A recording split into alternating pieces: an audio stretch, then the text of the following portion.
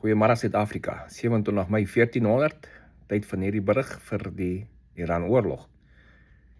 Nie veel verandering op die stadium van wat gister berig was nie, behalwe dat vandag gaan president Trump het 'n dringende meeting met sy kabinet. Nou, dis nie noodwendig bespreking oor die Iran-oorlog nie, maar ons vermoed is redelik sterk daarmee te doen. Intussen gaan die samesprekings aan met die Iranse, whoever die regime daar in charge is. Nou, hoor ek baie die laaste klomp daar. Trump weet nie waarvan hy praat nie, elke dag, en jy weet nie waarvan jy praat nie, elke dag verander jy, change jy julle minds, julle elke dag 'n ander storie. Nou, jy moet nou die goed in konteks sit. Niks verander in die situasie nie. Die feit bly staan, president Trump gaan nie toelaat dat Iran 'n nukleêre wapen het nie, so maklik soos dit, daai bly staan. Dit gaan nie verander nie.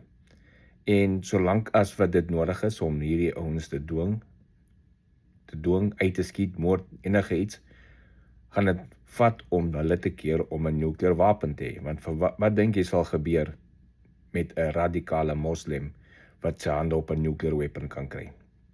Wie dreig die stryd of Hormuz, die skepe wat daar deurgaan? Wie drop seemyne in daai see? Wie dreig die buurlande in Midde-Ooste? Se civitekens. Wie dreig die wêreldekonomie elke keer as hulle nie 'n sin kry nie? Want hoeveel keer het die Iraniërs al gedreig en die stryd toegemaak sonder dat enig van Amerika of Israel hulle aanval? So, hulle wil hulle hande op 'n nuke kry, dat hulle kan daai stryd fully control en dat hulle die wêreld hostage kan hou. Die wêreldekonomie, dis hulle plan. Dis die radikale moslim se plan. So mense wat heeltyd sê, ja, maar dis Amerika wat die oorlog begin het. Julle ken nie die geskiedenis nie, baie duidelik nie. So, president Trump hy probeer die ding diplomaties uitsorteer, dis hoekom dit so lank vat, want diplomaties vat langer as om hulle net te slaan. Kan hulle nie net slaan nie, want dis die probleem met moslims, hulle kruip tussen die populasie weg. Maar hoe dit ook al sê, die goal bly nog dieselfde. Iran kan nie 'n nukleêre wapen hê nie.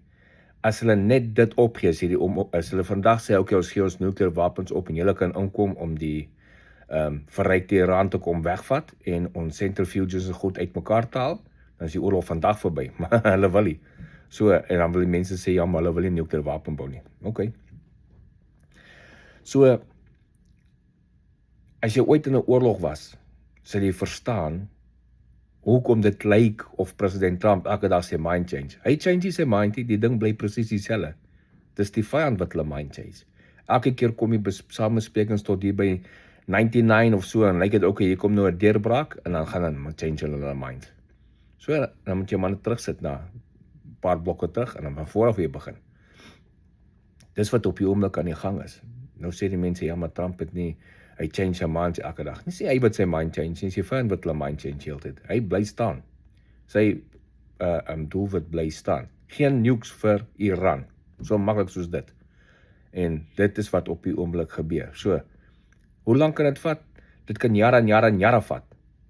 Solank as hulle mind change heeltyd. Intussen sien ek die oliepryse het kwaai afgekom. Dit trek al by, wat is dit nou? Onder die $80 'n barrel. Op beide die olieprys en met bo 80 op die Brent crude, 84 op die Brent crude. Dit sal af met about 7-8% in die laaste 5 dae. Ons kan dit sien hier by ons ook. Petrolpryse het al redelik afgekom hier by ons. Want ons petrolpryse is gewoonlik volg binne enkele dae na die olieprys op en af gaan die petrolpryse op en af. So iewerste gaan die wêreldpopulasie gatvol raak vir die Iraniërs. En hulle gaan net hulle besigheid na ander plekke toe vat. Intussen daar by Oman en die UAE en daai plekke, hulle is besig om ander planne te maak. Hulle bou pipeline wat die hele stryd of Hormuz verby bypass. So eventually gaan hy stryd of Hormuz niks beteken nie. Niks, absoluut niks nie.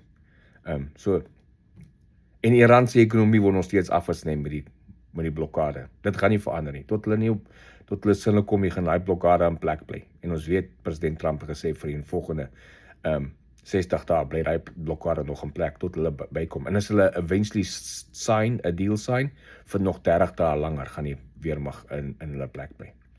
So dis waar ons is op die stadium vandag. Ek is Morne Botha vir Koepel TV. Geniet die dag.